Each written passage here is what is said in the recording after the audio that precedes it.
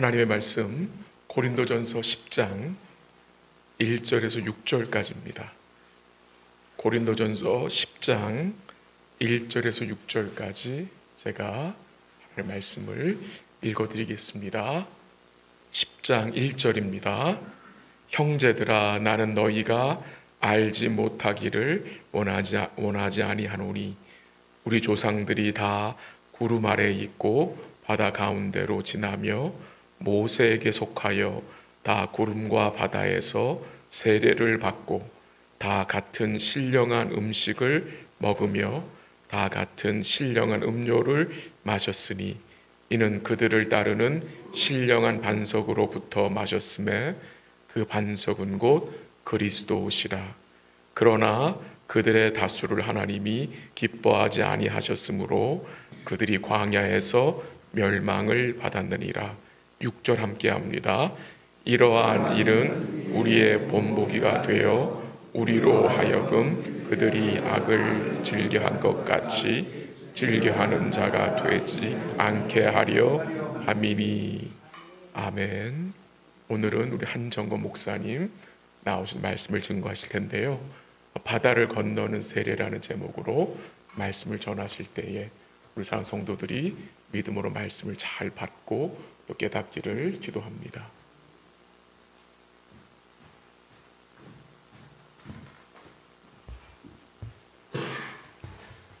사랑하는 성도 여러분, 오늘은 이 본문 말씀을 통하여 우리 교회가 어떤 모습인지 또 어떤 위치에 있는지를 다시 확인하고 또 은혜 받기를 원합니다. 여러분, 성경은 역사적으로 쓰여졌습니다. 그런데 단순한 역사가 아니라 하나님이 자기 백성을 어떻게 구원하였는지 그 구원 역사, 구속사라고 할 수 있습니다. 그런데 성경은 하나님의 이 구원을 엑소더스라는 주제로서 여러 번 설명을 하고 있습니다. 여러분, 쉽게 우리가 엑소더스 생각하면 출애굽을 생각하고 할 수 있고 또 출 바벨론도 생각할 수 있습니다. 출애굽은 홍해라는 물을 건너 바다를 건너 광야를 거쳐 가나안에 들어가서 안식을 누리는 것이고, 출바벨론은 바벨론에서 유브라데 강을 건너 또 광야를 거쳐서 가나안에 들어가서 안식을 누리는 것이다 할 수 있습니다. 그런데 우리는 한 번 더 큰 엑소더스를 생각해야 됩니다. 바로 신약의 엑소더스입니다. 신약은 세례라는 물을 건너 교회라는 광야 생활을 거쳐서 영원한 하나님 나라에 들어가서 안식을 누리는 것이다 라고 이야기할 수 있겠습니다. 여러분, 그런데 앞에 위에 두 엑소더스는 미래의 것을 위한, 신약을 위한 바라보는 모형이다 라고 이야기할 수 있습니다. 우리가 서로 연관성이 있는 것을 화살표로 한번 보시기 바랍니다. 그런데 문제는 어떻게 이스라엘 광야가 오늘날 교회와 연관이 되느냐 의문을 가질 수 있습니다. 여러분, 사도행전 9절이 연결고리를 제공해 줍니다. 사도행전 7장 38절 보면 우리 조상들과 함께 광야 교회에 있었고 라고 이야기합니다. 옛 광야, 이스라엘 백성들이 있었던 그 광야 생활을 광야 교회라고 표현을 합니다. 그것은 바로 그 출애굽 광야 생활이 오늘날 교회의 모형이 되기 때문입니다. 그래서 이스라엘 광야 교회는 홍해를 건너므로 시작되었습니다. 자, 오늘은 여러 그 엑소더스 과정 중에 이 홍해를 건너는 사건을 특별히 살펴봄으로 해서 우리의 교회의 모습을 한번 살펴보고자 합니다. 먼저 우리가 홍해를 건넌 출애굽에 가서 한번 생각해 봅시다. 홍해를 건넌 의미가 무엇일까 하는 것입니다. 여러분, 출애굽에서 왜 하필 하나님께서 바다 홍해를 건너게 하였을까? 여러분, 한 번이라도 의문을 한번 제기해 본 적이 있습니까? 그런데 우리가 출애굽 경도를 한번 확인해 보면 이 의문이 왜 생기는지를 알 수 있습니다. 여러분, 출애굽 경로에 이론이 한 몇 가지 있습니다. 한 세 가지, 네 가지 있는데요. 첫째 이론은 해안을 따라 그 블레셋에 이르는 길입니다. 이 길은 가장 가깝고 그리고 쉬운 길입니다. 장정이면 한 8일 정도면 이집트 델타에서 가나안 가사까지 갈 수 있는 거리고, 또 민족 대이동이라도 한 2, 3개월이면 충분히 갈 수 있는 거리입니다. 그런데 하나님은 그리로 허락하지 않았습니다. 13장 17절 보면 그 길이 가까울지라도 하나님이 인도하지 아니하였다 했는데, 이유는 하나님 백성이 전쟁을 하면 두려울까 했다 때문이다라고 했습니다. 여러분 이 직선길에는 이집트 군대들이 군데 주둔하고 있습니다. 그래서 만약에 이스라엘 백성들이 거리를 지나면 이집트 군대와 만나서 싸워야 됩니다. 그래서 이스라엘 백성들이 여러 번 전쟁을 거치면 불안해할까 하나님이 거리를 인도하지 않았다라고 했습니다. 그래서 출애굽기 13장 18절에 보면 그러므로 하나님이 홍해의 광야길로 둘러 백성을 인도하시며 했습니다. 여러분 그런데 광야 길에서도 육지가 많이 있는데 왜 하필 바다로 인도하였을까? 그리고 그 바다는 어떤 바다일까? 한번 생각해 봅시다. 그래서 두 번째 경로 화면이 잘 따라와 주시면 두 번째 경로는 시내 반도 남부를 향하는 전통적인 그런 사람들이 생각하는 경로입니다. 자, 여기를 보면 밑에 홍해 밑으로 내려와서 홍해라는 바다를 건너서 저 밑에 시내 반도 남쪽으로 내려가서 다시 올라가서 올라가는 것입니다. 그러면 저 시내산은 시내 반도 남쪽 맨 밑에 남단에 있는 야벨 무사가 되는 것입니다. 자, 그런데 왜 저 가나안에 가는 길인데 가나안으로 가고 있는데 왜 지금 남쪽으로 가야 할까? 그래서 많은 사람들 이 길에 대한 의문을 제기합니다. 그래서 다른 경로를 찾는데 세 번째 경로는 큰 호수를 건너 술길을 따라 가데스 바네아로 가는 그런 길입니다. 경로를 한번 지도를 보시기 바랍니다. 이런 경로를 가다 보면 야벨 할렐이라는 산이 시내산이 될 수 있습니다. 자, 이렇게 생각하는 첫째 이유는 홍해의 히브리어 얌숲이라는 이 단어는 돌아가시기 바랍니다. 갈대바다라고 하는 뜻입니다. 얌은 바다이고 숲은 갈대입니다. 여러분 갈대는 바다에 서식하는 것이 아니죠. 민물에 서식합니다. 나일강에 서식하고 호수에 서식합니다. 그래서 사람들은 이 갈대바다는 홍해일 수 없다. 그리고 그레이트 비틀 레이크일 가능성이 많다라고 생각합니다. 자, 다시 사진을 봅시다. 지도를 보면 큰 호수가 있는데 그 호수를 아마 지났을 것이다. 이것이 아마 갈대 바다였을 것이다 라고 생각을 합니다. 사진을 계속 한번 봅시다. 우리들이 가서 찍은 사진이고요. 이 갈대 바다라고 부르는 호수입니다. 또 넘어보시기 바랍니다. 저와 집사람이 그 앞에서 바다 앞에서 찍은 것이고요. 그다음에 또 넘어가 봅시다. 자꾸 넘어갑시다. 자, 저 멀리 아득하게 다른 건너편이 보입니다. 그리고 넘어가 봅시다. 그 근방에 보면 갈대가 많이 있습니다. 여러분 지금은 수에즈 운하가 거리를 지납니다. 그렇기 때문에 물이 바닷물로 많이 바뀌었습니다. 그런데 그 근방의 옆에 부분은 갈대가 아직 많이 있는 것을 봅니다. 그래서 제가 일부러 그 갈대들을 찍은 그런 사진들입니다. 또 봅시다. 넘어갑시다. 그래서 우리가 이 경로를 보면 호수라고 하는 건너는 호수만 빼고는 요 길은 이스라엘에서 그 가나안 땅에서 이집트로 가는 정상적인 경로입니다. 여러분 아브라함이 이집트로 갔다 돌아온 적이 있죠. 아브라함이 간 정확한 이 길입니다. 호수는 빼고요. 그래서 저도 성경을 여러분이 자세히 보면 위로 가나안을 향하여 가지 저 밑으로 거꾸로 저 밑으로 요즘에 야벨 무사다는 저 시내 반도 남쪽으로 갔다라고 생각할 수 없습니다. 여러분 성경의 모든 가는 행로들을 따져보면 아마 이 세 번째 이 경로가 가장 가능성이 있을 것이다라고 생각되어집니다. 여하튼 자 참고로 한 가지 더 말씀드릴 것은 최근에 아카바 마네 홍해를 건너 시내산이 사우디아라비아 그 라웃산이다라는 주장이 있습니다. 여러분 넘어가 봅시다. 라웃산 사우디아라비아 있고 그러면 저 아카바만을 지나는 그것이 바로 홍해가 되는 것이다라고 이야기할 수 있겠습니다. 다음에 넘어가 봅시다. 자 김성학 찌꺼문 목사입니다. 옛날에는 집사였고 그리고 전도사였을 때에 이 떨기 나무라라고 하는 이 책을 써서 세계 시간을 일으켰습니다. 그래서 많은 교회들이 집회하고 아주 야단했습니다. 우리 꽃신교회도 많은 교회들이 초청해서 집회를 하고 이렇게 했습니다. 그 이분이 주장하는 것은 저 라오츠산, 저 홍해는 저 아카바만 건너는 것이 홍해다라고 주장을 했습니다. 여러분, 그러나 이것은 맞지 않습니다. 그래서 왜 맞지 않는지 지금 여기서 설명 못 드리니까 개인적으로 여기 너무 센시티브는 이렇기 때문에 여기에 혹해 있는 분이 만약에 계신다면 저에게 개인적으로 물어주시기 바랍니다. 그러면 제가 왜 그것이 아닌지 자세히 설명을 해드리도록 하겠습니다. 너무 혹하지 마시기 바랍니다. 자, 다시 지도를 가서 봅시다. 지도를 가서 보면 2번이든지 3번이든지 이 경도든지 여하튼 바다를 건넜다는 것입니다. 자, 여러분 출애굽 기록을 한번 봅시다. 출애굽기 13장 18절에 보면 하나님이 홍해는 얌숲이라는 거죠.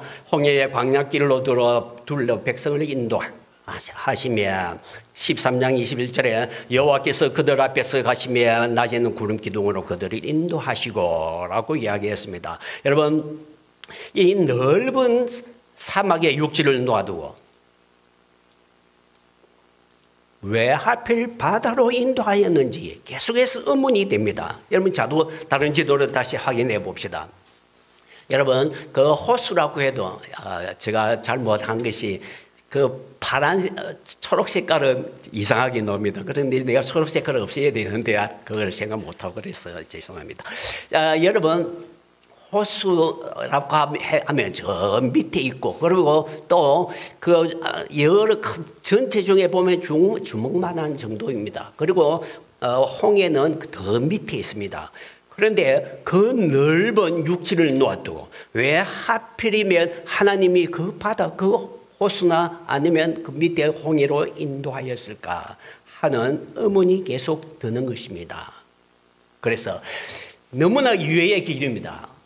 도대체 불가능한 갈 필요가 없는 그런 길로 하나님이 인도하셨다라고 하면 하나님의 특별한 의도가 있을 것이다. 어떤 하나님의 의도, 뜻이 있었기에 이 길로 인도하였을까? 이렇게 바다로 인도하였을까? 그래서 우리들은 그 의미를, 그 뜻을 찾기 위하여 신약에 해석하는 곳으로 가봐야 하겠습니다. 여러분, 오늘 읽은 본문 고린도전서 10장 1절 2절입니다. 1절에 보면 우리 조상들이 다 구름 아래에 있고 바다 가운데 지나며 이스라엘 백성들이 홍해를 지난 거죠. 그리고 10장 2절에 보면 바다에서 세례를 받고 했습니다. 여기서 말하는 바다, 구름은 여호와의 영광이라고 표현되는데 하나님의 임재를 두고 하는 말입니다. 자, 하나님의 영광, 하나님의 임재 아래 그들은 이 바다를 건넜는데 이것은 바로 무엇이라고요? 세례를 받은 것이다 라고 이야기합니다. 여러분, 세례라 하면 우리는 쉽게 이해될 수 있죠. 세례는 이런 의미들이 있을 것이다 라고 추측을 생각을 할 수 있는 것입니다. 그래서 옛날 홍해를 건너는 것은 세례였다라는 그런 해석을 근거로 해서 옛날에 하나님이 홍해를 건너게 한 의미가 무엇일까? 그래서 역추적해서 한번 가볼 필요가 있습니다. 여러분, 왜 하나님이 바다를 건너게 했을까? 세례라는 의미에서 보면 첫째로 바다를 건nom을 통해서 옛 영역에서 새 영역으로 완전히 옮겨지게 했다는 것입니다. 여러분, 만약에 육지를 그냥 지나갔으면 영역이 분명하지 않습니다. 옛날 영역, 새로운 영역 구분이 되지 않습니다. 그런데 하나님은 이스라엘 영역, 새로운 영역으로 완전히 옮겨갔다는 표를 분명히 하기 위하여 이 바다를 건너가게 했다라고 할 수 있겠습니다. 여러분, 하나님은 이 홍해를 영역의 표시로 두고 있습니다. 출애굽기 23장 31절을 봅시다. 내가 너 경계를 홍해 얌수품이다 에서부터 블레셋 바다까지 광야에서부터 강까지 정하고 그 땅의 주민을 너 손에 넘기리니 했습니다. 이스라엘 영토의 영역을 홍해부터라고 시작합니다. 자, 홍해 저쪽은 이집트고 홍해 이쪽은 이제 하나님이 지정한 이스라엘 땅입니다. 이 바다는 양쪽의 영역을 갈라놓는 것입니다. 저 바다를 건넌 사람이 저쪽 바다 건너편, 여러분 아까도 우리가 사진을 봤지만은 비틀레이크, 거기에 저 멀리 보면 아닥하게 저 땅이 보입니다. 만약에 바다다 해갖고 생각하면 저쪽에 걷는 사람이 저쪽을 보면 아닥한 멀리 있는 저 땅, 저 먼 곳은 옛날에 우리가 살던 이집트였지. 이제는 저 땅은 우리 것이 아니고 이제 여기서부터 이제 우리의 땅이다 라고 그들은 생각을 할 수 있는 것입니다. 그리고 이제는 그들은 더 이상 땅으로 돌아갈 수 없는, 저쪽은 땅에 돌아갈 수 없는 영역이 되어버렸습니다. 여러분, 홍해를 건너는 후에 이스라엘 백성들이 광야로 가면서 계속 끊임없이 불평하며 이집트로 돌아가면 좋겠다라고 부르짖었습니다. 그런데 여러분, 만약에 이스라엘 백성들이 육지로 그냥 지나왔다면 그냥 육지로 돌아가면 되는 것입니다. 쉽게 갈 수 있죠. 그러나 바다를 건넜기 때문에 그들은 돌아갈 수 없습니다. 경계는 완전히 큰 바다가 지어졌습니다. 그래서 옛날과 새로운 터전은 이제 바다라는 것을 구분되고 있습니다. 돌아갈 수 없는 곳이 됩니다. 이것을 위해서 하나님께서 갈 수 없는 곳이다는 흔적을 남기기 위해서 바다를 지나가야 하지 않았겠냐 생각합니다. 두 번째, 바다를 건너므로써 모든 더러운 것을 씻어내게 했다라고 생각할 수 있습니다. 여러분, 구약에 물을 뿌려 정결케 하는 의식이 자주 등장합니다. 특별히 그 이스라엘 백성들도 저 애굽에 들어온 온갖 더러운 것들을 이제 씻어내야 될 필요가 있습니다. 여러분, 이스라엘 백성들이 이집트 삶에서 얼마나 추악한 우상숭배를 했고 더러운 생활을 했는지 에스겔이 그런 표현을 합니다. 에스겔 20장 8절을 봅시다. 그들이 내게 반역하여 그들의 눈을 끄는 바 가정한 것을 각기 버리지 않으면 애굽 우상을 떠나지 아니하므로. 그래서 9절에 보면 그러나 내가 그들이 거주하는 이방인의 눈앞에서 그들에게 나타나 그들을 애굽 땅에서 인도하여 냈나니 했습니다. 여러분, 에스겔은 옛날에 출애굽을 회상하면서 이집트에서 얼마나 그들이 우상숭배를 하고 얼마나 죄악들이 많았냐, 하나님을 반역했느냐. 그런데 불구하고 하나님을 끄집어냈다는 것입니다. 그런데 그렇게 추악한 그들을 그냥 끄집어내야 가지고 데리고 갔다. 그러면 그 죄악들을 그대로 담아 가지고 있는 채 어떻게 인도해 갑니까? 그래서 하나님은 이 바다를 지나게 해서 그 모든 죄악들을 씻게 하였을 것이다 라고 생각을 합니다. 그리고 그뿐만 아니라 애굽에 있었던 종이었던 모든 그 신분들, 그 수치스러운 것들, 그것들을 다 씻어버리고 새로운 신분으로 걸맞게 태어나서 다시 새로운 출발을 할 수 있게 이 물을 건너게 했을 것이다 라고 생각합니다. 여러분, 에스겔서가 출바벨론에 대한 이야기를 많이 하는데 그중에 이런 구절이 있습니다. 에스겔 36장 25절에 맑은 물로 너희에게 뿌려 너희로 정결케 하되 너희 모든 더러운 것에서 모든 우상을 숨김에서 너희를 정결케 할 것이요. 여러분, 에스겔 36장은 출바벨론의 엑소더스에 대한 이야기입니다. 그러나 1차로 출바벨론이지만 멀리 또 내다본 미래에 대한 이야기이기도 합니다. 여하튼 엑소더스 회복을 위해서 백성의 죄가 뿌려 씻어져야 하고, 그리고 하나님은 이 큰 바다에 큰 물을 지나가면서 함으로 해서 이 모든 더러운 것과 신분을 깨끗게 하였다라고 이야기해 볼 수 있습니다. 이것은 세례를 받았다는 세례라는 그런 의미에서 이것은 충분히 가능한 그러한 생각이다라고 생각합니다. 자, 세 번째, 그들은 바다를 통하여 죽음을 건너는 구원의 경험을 했다라는 것입니다. 여러분, 바다를 건너기 전에 놓였던 그 바다는 죽음의 바다였습니다. 이집트 군대가 뒤에서 쫓아옵니다. 그런데 그들은 그 이집트 군대를 보고 이렇게 부르짖었습니다. 출애굽기 14장 11절입니다. 그들이 또 모세에게 이르되 애굽에 매장지가 없어서 당신이 우리를 이끌어내 이 광야에서 죽게 하느냐. 여러분, 뒤에서 애국 군대가 쫓아오고 있고 그 칼을 피하려면 앞으로 바다에 뛰어들어야 하는데 그 바다는 죽음의 바다인 것입니다. 그래서 우리를 죽이러 여기에 데리고 왔느냐 부르짖는 것입니다. 그때 모세가 이렇게 외쳤습니다. 출애굽기 14장 13절에 모세가 백성에게 이르되 너희는 두려워하지 말고 가만히 서서 여호와께서 오늘 너희에게 행하는 구원을 보라 했습니다. 여기 보면 여호와의 구원, 히브리어는 예수와 여호와입니다. 예수와라는 것은 구원이라는 의미고 이것이 예수님의 이름이 되었죠. 여러분, 하나님의 구원을 보라라고 했습니다. 자, 어떻게 구원했습니까? 그 죽음의 바다가 열렸습니다. 그들은 그 죽음을 뚫고 지나가게 되었습니다. 이것이 바로 여호와의 구원이었습니다. 이 구원을 그들은 경험했습니다. 네 번째는 대적을 멸망시킨 하나님의 놀라운 기적과 능력을 보게 되었습니다. 하나님은 출애굽을 기획하시면서 대적을 멸하실 계획을 세우십니다. 그래서 바로의 마음을 강팍하게 했습니다. 그리고 추적해 오게 합니다. 그리고 이 바다에 이끌어 옵니다. 자, 이 바다를 통하여 양쪽은 극렬하게 갈라지는 경험을 합니다. 이스라엘 백성들은 갈라진 그 바다를 지나는 구원을 경험합니다. 여러분, 벽이 쌓여 있는 그 물 사이로 지나면서 이스라엘 백성들이 얼마나 감격했겠습니까?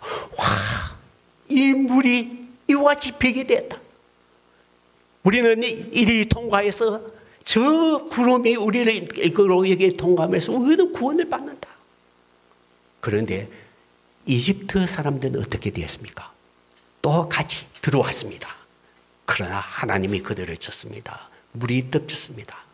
여러분, 출애굽기 14장 24절에 보면 새벽에 여호와께서 애국 군대를 어지럽게 하시며, 그리고 25절에 보면 그들의 병거 바퀴를 벗겨 달리기가 어렵게 하시니 애국 사람들이 이스라엘 앞에서 우리가 도망하자 여호와가 그들을 위하여 싸워 애국 사람을 치는구나. 하나님이 그들을 쳤습니다. 그들은 하나님이 우리를 치는구나 하고 도망가기에 바빴습니다. 그러나 한 명도 도망가지 못하고 다 멸하였습니다. 소용돌이가 끝난 후에 출애굽기 14장 30절에 그날에 여호와께서 이스라엘을 애굽 사람의 손에서 구원하시며 이스라엘이 바닷가에서 애굽 사람들이 죽어 있는 것을 보았더라. 시체들, 늘어져 있는 시체들을 보게 되는 것입니다. 이것은 이스라엘 백성들에게 잊지 못할 놀라운 구원의 사건이었습니다.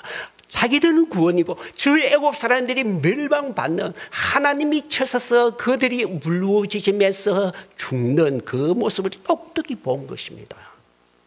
그래서 그들은 이것을 계속해서 잊지 않고 노래 부르면서 시편에 많은 노래의 기록이 있는 것입니다. 자, 이상의 의미를 음미해 볼 때에 하나님이 그들을 바다로 이런 이유 때문에 인도하였구나, 그렇게 수긍할 수 있겠습니다.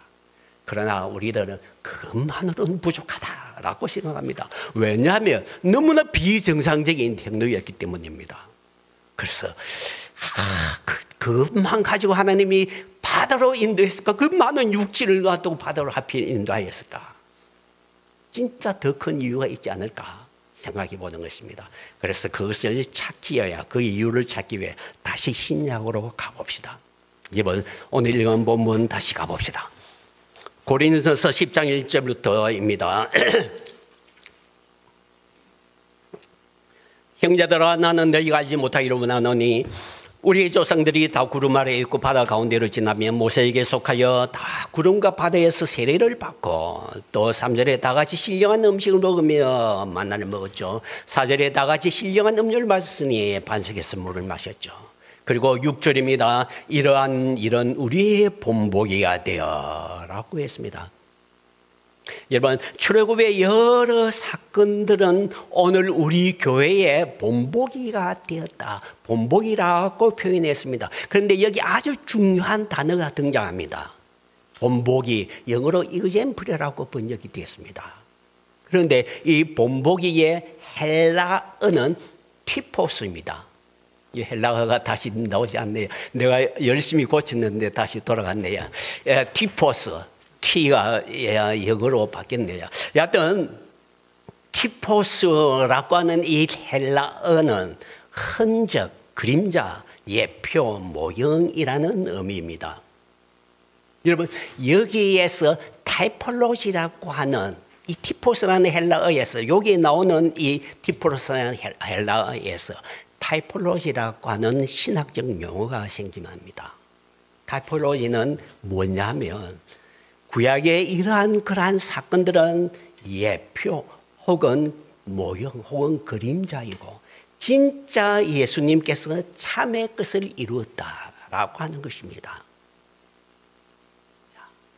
여기 오늘 본문은 분명히 구약의 이 바다를 건너고 만나 먹고 그리고 또 물을 마신 것, 이 모든 것은 오늘 예수님께서 이루신 우리 교회가 가지고 있는 참의 것, 진짜 엑소더스의 모형이었다, 그림자였다, 예표였다라고 하는 것입니다. 자, 그러면 예수님 하나님께서는 어떤 참의 것을 위해서 그 예표를 주었을까? 예수님이 어떤 참의 엑소더스를 이루었을까? 진짜 실체는 실체의 엑소더스는, 진짜 엑소더스는 어떤 것일까 살펴봐야 되겠죠. 자, 그래서 예수님이 이루신 엑소더스를 가기 전에 우리가 출바벨론부터 잠시 거쳐야 됩니다. 출바벨론 잠시 한번 봅시다. 출바벨론은 또 엑소더스의 하나였는데 이사야 40장에는 이 출바벨론을 이야기하면서 광야로 전령자를 보내서 이렇게 외치를 합니다. 40장 3절에 보면 외치는 자의 소리가 이르되 너희는 광야에서 여호와의 길을 예배하라. 사막에서 우리 하나님의 대로를 평탄케 하라. 그리고 4절에 골짜기마다 두드러지며 하고 이야기하고 있습니다. 하나님이 이제 자기 백성을 이끌고 광야의 길을 건너는 준비를 하라는 것입니다. 그리고 40장 5절에 보면 여호와의 영광이 나타나고 모든 육체가 함께 보리라 했습니다. 여러분, 출바벨론 엑소더스를 위해서 전령자를 광야에 보내서 이 길을 닦게 하였습니다. 그리고 이 출바벨론도 강을 건너는 것을 굉장히 중요하게 다루고 있습니다. 이사야 44장 27절 그리고 43장 2절 등등 유브라데 강을 건너는 이 장면들을 이야기하고 있습니다. 자, 이제 구약의 그 엑소더스는 모형이고 예수님께서 이루셨고 특별히 이 강을 걷는 것, 물을 걷는 것, 홍해를 건너는 것, 그것도 엑소더스로서 모형이고 진짜 예수님께서 이루셨는데 예수님께서 바다를 건넌 그 엑소더스를 어떻게 이루셨는가 하면 예수님에게 가보도록 합시다. 여러분, 제2위 예수님은 하나님의 영광으로 이 땅에 장막을 피시고 왔습니다. 그리고 드디어 자기 백성을 구출하여 이끌고 엑소더스 하시려고 합니다. 바로 공사역을 시작하려고 합니다. 자, 이 공사역 시작을 위해서 준비하는 자가 있었습니다. 바로 전령자 세례 요한이었죠. 그래서 세례 요한이 광야에서 외칩니다. 마태복음 3장 2절 보면 회개하라 천국이 가까웠느니라. 자, 이 세례 요한은 하나님의 나라라고는 세례 영역이 곧 도래할 것을 외치며 준비를 하고 있습니다. 복음서는 이 요한이 외치는 그것을 출바벨론에서 광야로 보내셔서 출바벨론 엑소더스를 준비시키는 전령자였다는 것을 묘사를 합니다. 마태복음 3장 3절입니다. 그는 요한은 선지자 예사야를 통하여 말씀하신 자라. 일렀으되 광야에 외치는 자의 소리가 있어 이르되 너희는 주의 길을 예배하라. 그가 오실 길을 곱게 하라 하였느니라. 요한이 준비하고 있는데 들어 예수님께서 오셨습니다. 그것은 엑소더스를 위해서 오신 것이죠. 그러면 먼저 예수님의 물을 건너야죠. 요한은 물로 세례를 주는데 이 세례가 바다를 건너는 물인 것입니다. 예수님이 요한에게 세례를 요청했습니다. 그런데 요한이 거절했습니다. 마태복음 3장 14절에 보면 요한이 말려 이르되 내가 당신에게 세례를 받아야 할 텐데 당신이 내게 어떻게 오십니까? 그러자 3장 15절에 보면 예수님께서 이제 하라. 우리가 이와 같이 하여 모든 의를 이루는 것이 합당하다 했습니다. 내가 이 세례를 받아야 엑소더스가 이제 시작되는 거야. 이 일을 허락하라 합니다. 그래서 예수님이 세례를 받게 되죠. 예수님은 세례를 통하여 물을 건너게 됩니다. 이제는 새로운 영역이 열립니다. 이 세상이 아니라 새로운 영적인 하나님의 나라가 이 예수님의 세례로 함께 열리는 것입니다. 그리고 여러분, 예수님만 이 물을 건너면 안 되겠죠. 자기의 백성들을 이끌고 가야 되겠죠. 그래서 자기의 백성을 이끌고 예수님은 이 물을 건너 엑소더스로 행진할 것입니다.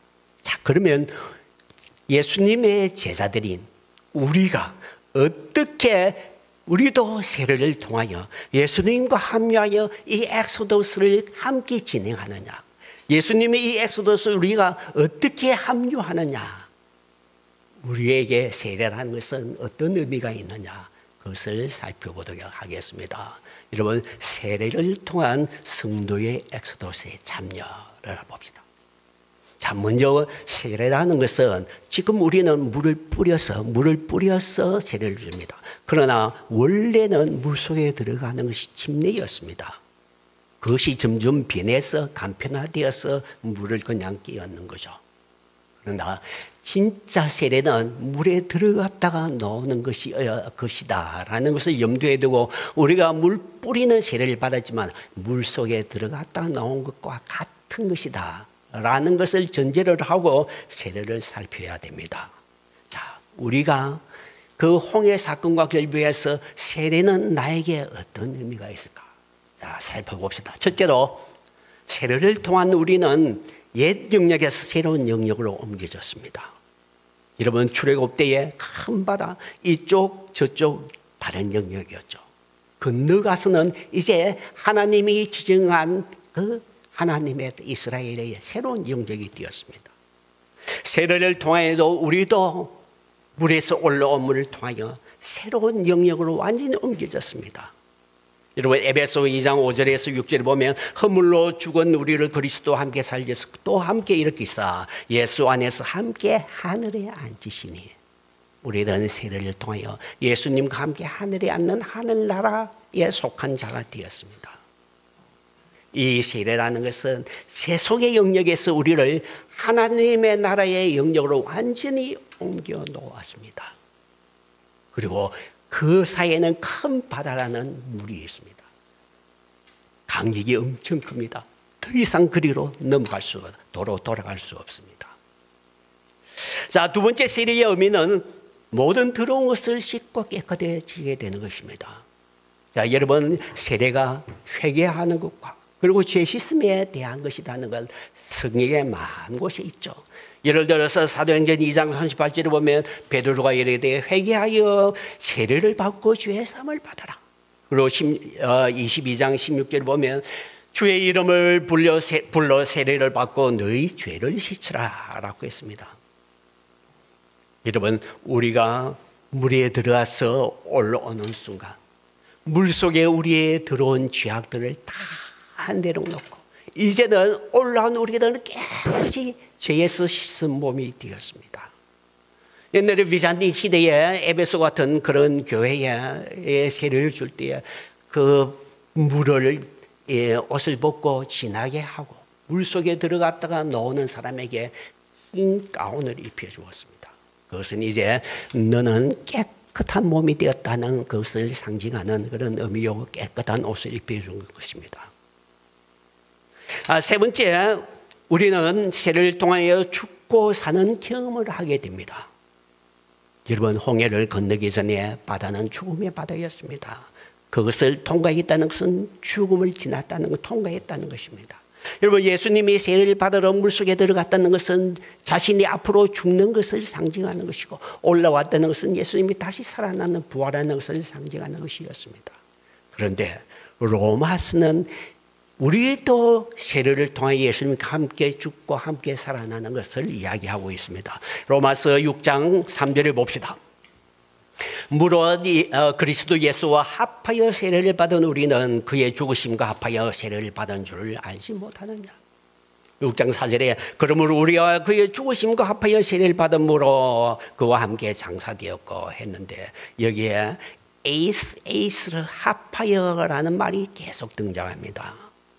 여기에 예수와 합하여라고 하는 에이스 크리스톤이란 말은 예수 안으로, 에이스는 안으로 들어가는 것을 의미합니다. 그래서 에이스 크리스토는 예수님 안으로 들어가서 우리가 세례를 받았다라고 하는 것입니다. 여러분, 우리가 세례를 받을 때 이미 먼저 세례 받은 예수님과 그냥 함께 나란히 들어갔다 노는 것이 아니라 이미 세례 물속에 들어간 예수님과 우리가 예수님 안으로 들어가서, 그리고 하나가 되어서 예수님과 함께 죽고, 예수님 십자가에 죽으실 때 우리도 함께 죽고, 그리고 함께 예수님이 살아날 때 우리도 함께 살아나는 것입니다. 여러분, 에이스 안으로 들어가서 하나가 되는 것, 그것은 6장 5절에 로마서 6장 5절이 더 확실히 묘사해 줍니다. 만일 우리가 그의 죽으심과 같은 모양으로 연합한 자가 되었으면 또한 그의 부활과 같은 모양으로 연합한 자가 되리라. 이때 연합한 심프토스라고 하는 그런 헬라어도, 심프토스는 심겨져서 하나가 되는 것입니다. 그냥 둘이 하나가 되는 것 아닙니다. 원래 하나가 있는데 다른 것이 와서 완전히 심겨지고 그리고 동화되어서 하나가 되는 것입니다. 여러분, 예수님이 먼저 물속에 들어갔습니다. 예수님의 죽음을 의미하는 것이죠. 우리가 예수님 안으로 들어갑니다. 심겨졌습니다. 그리고 하나가 됩니다. 예수님과 함께 죽음을 경험합니다. 그리고 예수님이 부활할 때 우리도 이렇게 하나가 된 상태로 부활하는 것입니다. 골로새서 2장 12절도 이 하나 되어 부활하는 것을, 죽고 부활하는 것을 세례다, 세례를 통하여 하나가 되는 것을 이야기하고 있습니다. 여러분, 세례를 통하여 우리들은 죽고 살아나는 경험을 하는데, 그런데 예수님과 함께 합하여 하나 되어 함께 죽고 또 예수님과 함께 하나 되어 살아나는 경험을 하게 됩니다. 그런데 나도 예수님 세례를 받을 때 예수님과 함께 하나 되고, 옆에 있는 우리 다른 성도도 예수님과 함께 연합되고, 또 옆에 있는 다른 성도 예수님과 함께 연합하고 그가 부활하고, 그래서 이렇게 하나하나 모인 이 성도들이, 이 모인 것이 바로 교회입니다. 교회라는 것은 나 예수님이 하나 되고 다른 사람도 예수님과 하나 되고 모두 다 각자 하나 되어서 예수님 안에서 전부 다 하나가 된 이 공동체, 그것이 바로 교회입니다. 자, 이 하나 된 교회가 이제는 함께 노정을 시작합니다. 엑소더스 광야의 노정을 시작합니다. 광야를 지나가게 되는 것입니다. 여러분, 세례라는 것은 중요하죠. 내가 옛날에 세례를 받았는데 세례 받을 때 이런 중요한 의미가 있었는가 몰랐다, 그렇게 생각하시면 지금이라도 내가 옛날에 세례를 받을 때 정말 이런 의미가 있었구나, 다시 이제 확인하시기 바랍니다. 그리고 아직 세례를 받지 못한 사람이 있으면 세례 중요하네, 빨리 받아야 되겠다, 열심히 내서 세례를 받았어. 이 하나됨의 경험을 하시고 엑소더스의 경험을 하시길 바랍니다. 자, 이제 요약을 해봅시다. 엑소더스는 하나님의 백성이었던 이스라엘을 이집트에서 종살이에서 구출하여 탈출해서 준비된 약속의 땅으로 하나님이 인도하시는 구원의 역사였습니다. 그런데 이 엑소더스는 바다를 지났는데 바로 세례를 통하여 시작이 되었습니다.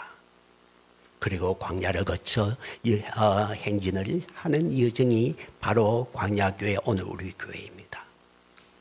세례를 통하여 우리는 바다 너머 영역인 저 세속의 영역에서 하나님의 영역으로 완전히 들어섰습니다. 이 현재의 이 하나님의 나라는 영적인 하나님의 나라입니다. 그래서 이것을 현재성, 하나님 나라의 현재성이라 합니다. 우리는 이미 하나님 나라의 백성이 되었습니다. 영적으로 현재. 그러나 멀리 또 우리는 하나님의 나라를 향하여 여정을 이어가고 있습니다. 그것은 미래에 완성되는 하나님 나라입니다. 그것은 하나님 나라의 미래의 성이 되겠습니다. 그래서 already but not yet이라는 신학적 용어가 생깁니다. 자, 여러분, 히브리서는 옛날에 이스라엘 백성들이 가나안 땅에 들어가는 것을 안식을 얻는 것이라고 표현했습니다. 그런데 그 안식은 완전히 못하였다 했습니다. 왜냐하면 그것은 그림자에 불과하기 때문입니다. 자, 히브리서 4장 8절을 봅시다. 만일 여호수아가 그들에게 안식을 주셨다면 그 후에 다른 날을 말씀하지 아니하셨으리라. 4장 9절에 보면 그런즉 안식할 때가 하나님 백성에게 남아있도다 했습니다. 여러분, 가나안에 여호수아가 가나안 땅을 차지하도록 했죠. 가나안에 그들이 들어갔습니다. 그들은 안식을 얻었다. 그런데 그 완성하지 못했다 했습니다. 다시 안식께서 성경은 말하고 있다는 것입니다. 우리에게도 남아있는 안식입니다.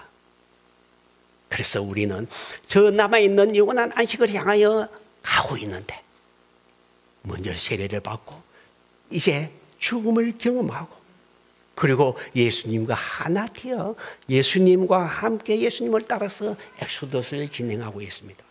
그런데 불행하게도 우리 교회는 광야를 지나야 됩니다.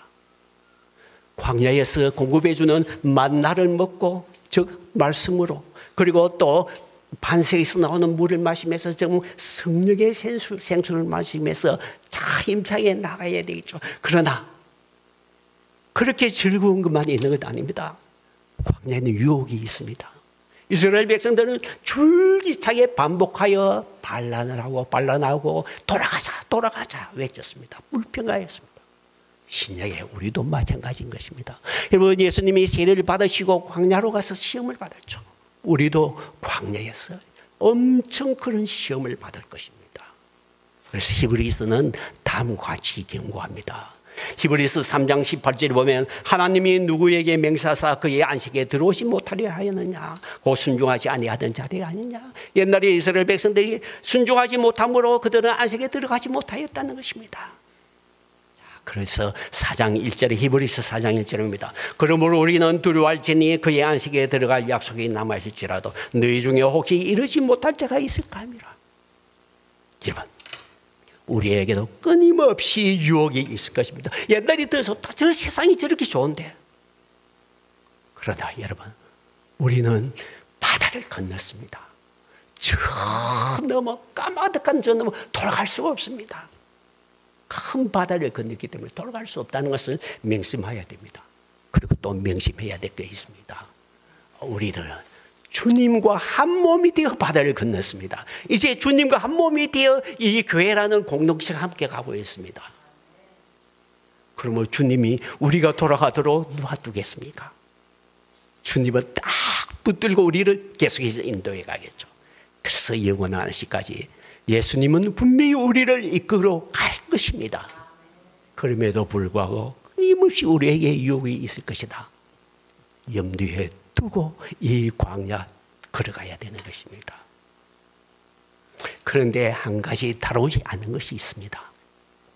네 번째, 출애굽에 있었던 네 번째 요소입니다. 하나님이 대적을 쳐부순 것이었습니다. 그 놀라운 기적과 능력, 하나님 대적을 쳐부술 때 이스라엘 백성들이 눈으로 보고 놀랐던 그 감격, 그것은 없느냐 하는 것입니다. 우리에게는 없느냐 하는 것입니다. 예, 저는 있다고 생각합니다. 여러분, 제가 종말론 특강 전에 우리 북한교회 성도들 많이 있을 때 종말론 특강을 한 적이 있습니다. 5주에 걸쳐서 했습니다. 지금도 유튜브에 가면 그 특강을 여러분 볼 수 있을 것입니다. 그때 가장 강조되는 것이 마지막 때에 있을 적그리스도와 대환란이었습니다. 성도들이 마지막 때에 극한 환란을 겪을 것인데 그 환난을 어떻게 낼 것이냐, 그것이 가장 큰 핵심이었습니다.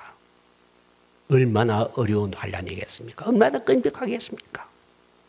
그런데 그 환난 마지막에 예수님이 극적으로 재림하여서 대적을 쳐붓습니다. 싸워 이깁니다. 그리고 우리들을 구출했습니다. 극적으로 구출했습니다. 여러분, 스가랴 14장은 큰 지진이 나고 그 사이로 지나서 백성들을 구출을 하고 그들 대적을 쳐부수는 그런 장면이 나옵니다. 여러분, 출애굽 때에 백성들을 그 바다 물 가운데로 지나게 하고 그들을 쳐부수는 것, 그것을 이 이스라엘 백성들이 눈으로 똑똑히 보게 한 그 광경을 마지막 때에 우리도 볼 것입니다. 그리고 그 주님이 우리를 이끌고 마지막 저 하나님 나라로 인도하는 골인을 할 것입니다. 거기에서 우리는 참 안식을 누릴 것입니다. 여러분, 성도 여러분, 우리는 지금 세례를 받고 이제 출발을 했습니다. 엑소도스 했습니다. 광야를 걷고 있습니다. 그러나 불평만 하지 마시기 바랍니다. 투벅투벅 걸으면서 여러분, 불평만 하지 마시기 바랍니다. 예수님이 계신다, 예수님이 온갖 것 먹여주고 계시네, 희망도 가지시기 바랍니다. 그러나 무엇보다도 우리에게 희망이 있는 것은 저 멀리 저 안식 우리 들어간다는 것입니다. 저 하나님의 나라, 해와 달이 필요 없습니다. 왜냐하면 하나님과 예수님 자체가 자신이 빛이 되어 찬란한 그 하나님의 나라, 영광으로 가득 찬 그 나라, 우리가 들어가서 예수님과 함께 즐길 것, 하나님의 성김에 지낼 것, 그 찬란한 하나님의 나라가 기대되기 때문에 마지막 거리로 꼬리내에 들어갈 것이 약속이 확실하게 있기 때문에 우리들 이 광야로 지날 수 있는 것입니다. 여러분, 기대하시고 불평하면서라도 투벅투벅 이 광야의 길을 걸어가는 우리가 되기를 바랍니다. 기도합시다. 하나님 아버지, 오늘도 하나님께서 어떻게 이스라엘 백성들을 구원했고 또 어떻게 우리를 구원하실 것인가, 옛날 이스라엘 백성 구원을 통하여 우리의 구원의 모습을 보여주고 감사드립니다. 옛날 이스라엘 백성들이 놀라운 경험을 했던 바다를 지나는 그 경험, 우리도 신을 통하여 한 것을 감사드립니다. 그리고 이스라엘 백성들이 광야에서 불평하며 지나갔던 그 시절, 우리에게도 있는 것도 생각하며 이 광야를 어떻게 지나야 되겠다는 거 우리는 다짐합니다. 저 하나님이 준비한 찬란한 하나님의 나라, 저 영원한 안식을 향하여 우리가 이 광야를 무사히 잘 통과하는 우리가 되게 하여 주시옵소서. 감사하며 예수님의 이름으로 기도합니다. 아멘.